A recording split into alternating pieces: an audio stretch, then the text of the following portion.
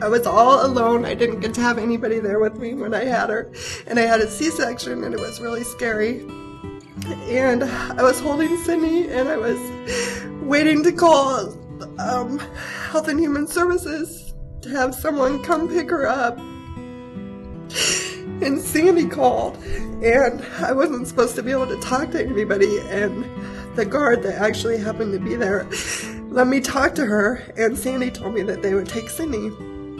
And it was just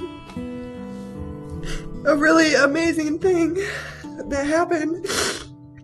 And I just kissed Sydney, and I prayed, and I cried, and I thank God for me not having to give her to somebody else. And I guess I got to spend 3 days with Sydney at the hospital, and on the final day, it was just so awesome to see Sandy.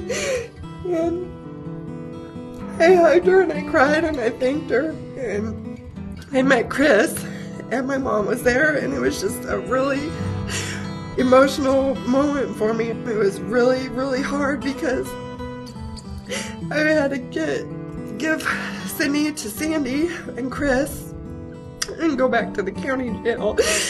And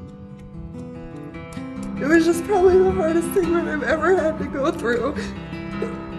Giving my baby to a stranger and not being able to see her or hear about her or get pictures. And I walked Sandy down the hall with Sydney, and I told him goodbye, and I kissed her, and I kissed Sandy, and I thanked her and Chris, and I just cried. And they left, and then my mom came back in the room with me, and my mom just held me.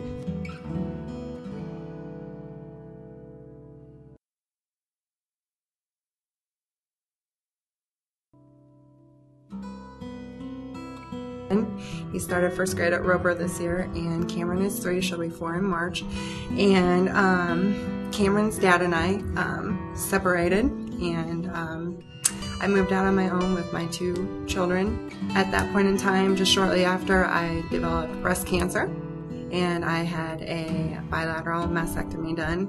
I went through some treatments. I guess at that point in time, as I was recovering, I ran into some old friends of mine and started using drugs again. When I got into the meth really heavy, that continued on and off for some time. I guess last summer in June, it got real bad to where I decided it would be best for my children to go to their dad's. So they went to their dad's house, and they have been there ever since. My intentions were to go to treatment at that time, but I couldn't get in right away. I couldn't afford to get the evaluation done at the time, and then it just became an excuse after excuse after excuse. Then months went by, and then in November of last year, I was arrested. I actually stole my parents' credit card and purchased some TVs with it to trade for drugs. And I was held in county jail. A couple weeks before I was arrested, I found out that I was pregnant. I was real shocked, scared, didn't know what to do. I was using drugs heavily at that point in time. I didn't have any maternity clothes, and my counselor referred me to Lincoln Crisis Pregnancy Center. And Sandy, who works there, did my intake and helped me get some maternity clothes. Sandy gave me a lot of encouragement that I was a good person, and she didn't even really know me, but she just, just reached out. She asked me if there was anything that she could do to help me.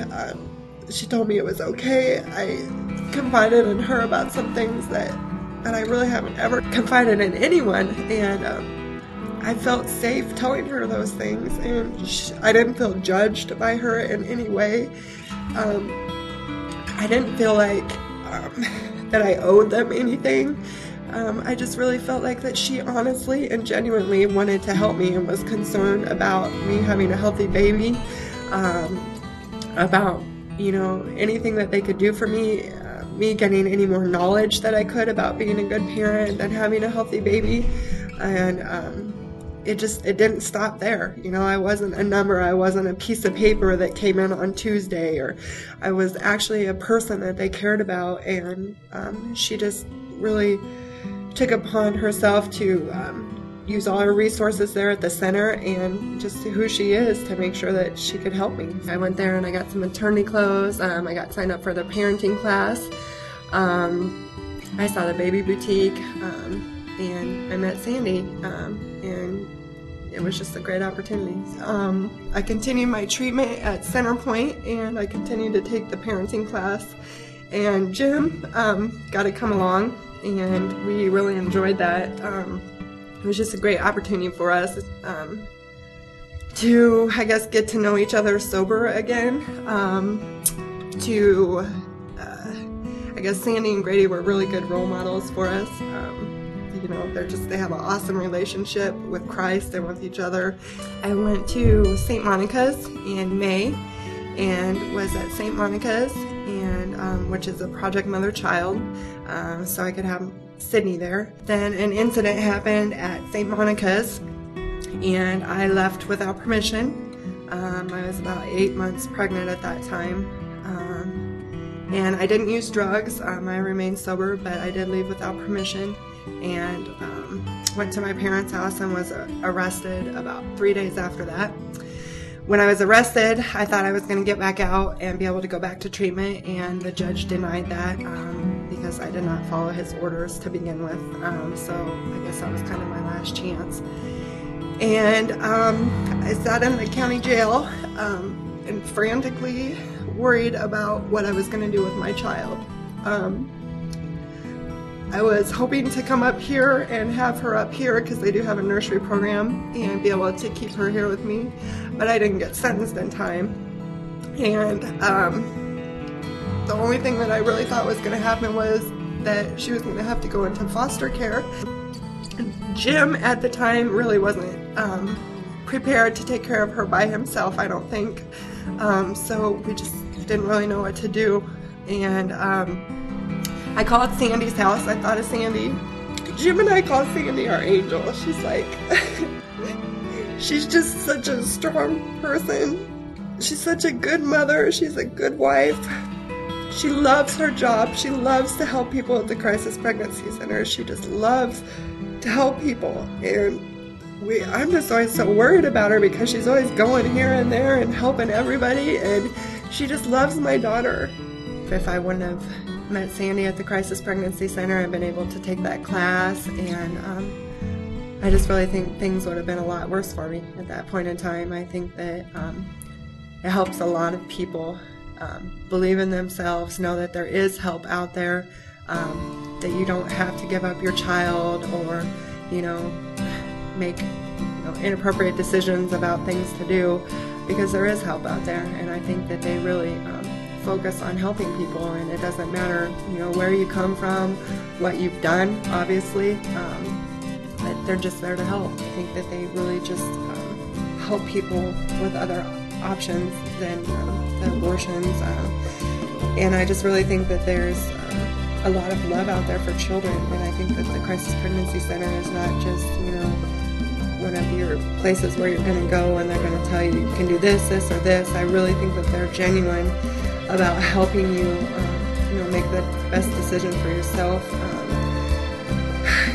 If there's things that you need, they're there to help with the baby, as far as education, physical needs, clothing, stuff for the baby, diapers, blankets. I just think you can get everything that you need there, education, everything. And, I got education, I got maternity clothes, I got stuff for our baby, and I got a friend, so lifelong friends. I'm eligible for parole currently, but I'm in a substance abuse program here at the prison, and it's called SAU, and it's a really great program. I think that I'm learning a lot about myself. I'm learning to like myself. I'm learning better parenting techniques. I guess there's just a lot of things. I'm taking a grief class to kind of and deal with the things that have happened. Some cognitive thinking so I don't make these same mistakes and end up back here. And Sandy brings Sydney and Jim to see me every week. And I enjoy spending the time that I get to spend with Cindy, and I always enjoy seeing Sandy. Sandy has been really good about writing me letters and sending me pictures, and I think I feel the most at home, or as close as I can to Sydney, and Sandy makes sure that that happens. So I'm just anxiously awaiting to get through this program and get home.